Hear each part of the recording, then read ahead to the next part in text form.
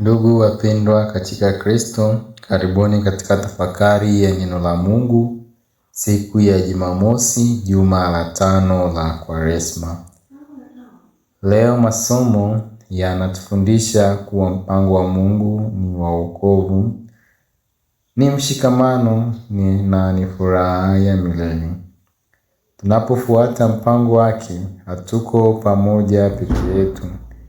Mungu anatuona na anatuhifadhi na kutuongoza kutoka katika majaribu ya dhambi zetu. Leo tunaona kwamba Yesu alikuja kukusanya watoto wa Mungu waliotawanyika kwa kuondoa dhambi na kuwaleta pamoja katika umoja wa Kristo. Hivyo ujumbe wa leo ni wito wa kushikilia imani, kuishi kwa mshikamano na kushirikiana katika mpango wa Mungu wa wokovu.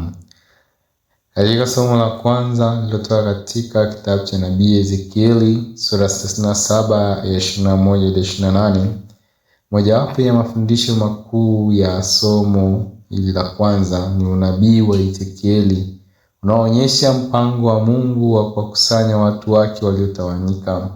Mungu anasema atawazidisha na kuwa na mchungaji mmoja, na Daudi atakuwa mfalme wao milele. Hii ni ishara ya upendo na ulinzi wa Mungu. Hata pale watu wanaposhindwa, Mungu anapanga njia ya wokovu ya kuwakomboa. Tunaona kwamba hatima ya upendo wa wokovu inapatikana pale tunapomtii na kushirikiana na mpango wake.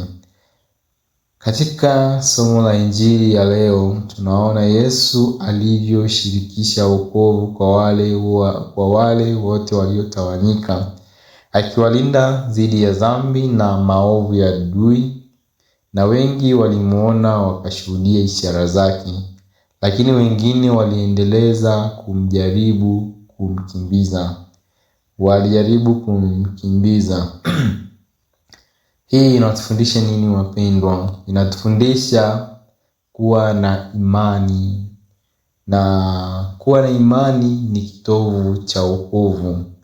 Hatuwezi kuokolewa bila kushikilia maneno ya Yesu na kuishi kwa utii wa mapenzi ya Mungu.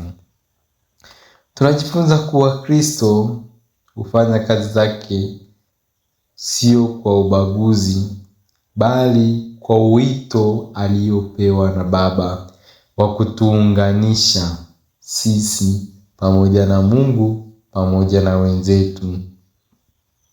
Hivyo masomo ya leo yanatufundisha kuwa daima mpango wa Mungu ni wa kutuweka pamoja, ni wa kututakasa, ni wa kutulinda tusitawanyike. Na tulivyoona katika unabii wa Ezekieli, tunaona hadi katika mafundisho ya Yesu kwamba mpango wa Mungu ni wa upendo na huruma.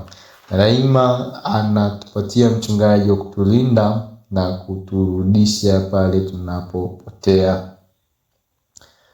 Katika kila masomo tuliyoyasikia siku ya leo yanatufundisha kuwa wokovu na umoja wa kweli unapatikana pale tunaposhirikiana na mpango wa Mungu.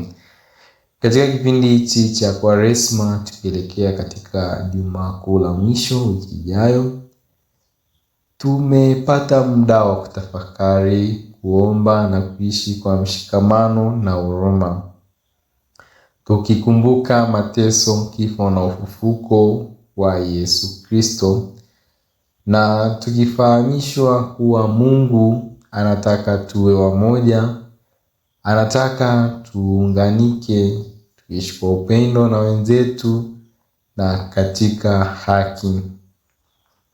Hii ni fursa ya kuangalia maisha yetu.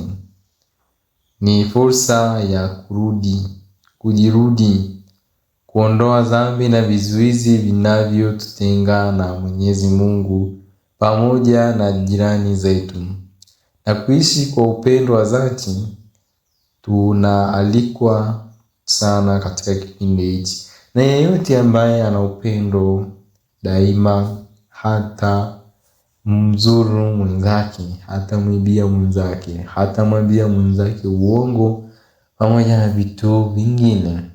Hivyo katika kipindi hichi cha Kwaresma ambacho tunaelekea katika tamati yake katika mwaka huu, tunafundishwa kuwa imani ni upendo ulio mkubwa kwa Mwenyezi Mungu pamoja na wenzetu, na tunaalikwa tuweze kuwa na imani kwa ajili ya upendo wa Kimungu.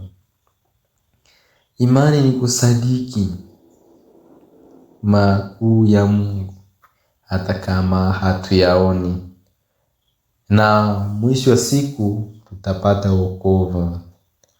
Na tukumbuke kwamba hatuwezi kushiriki kikamilifu katika wokovu huo bila mshikamano na wenzetu.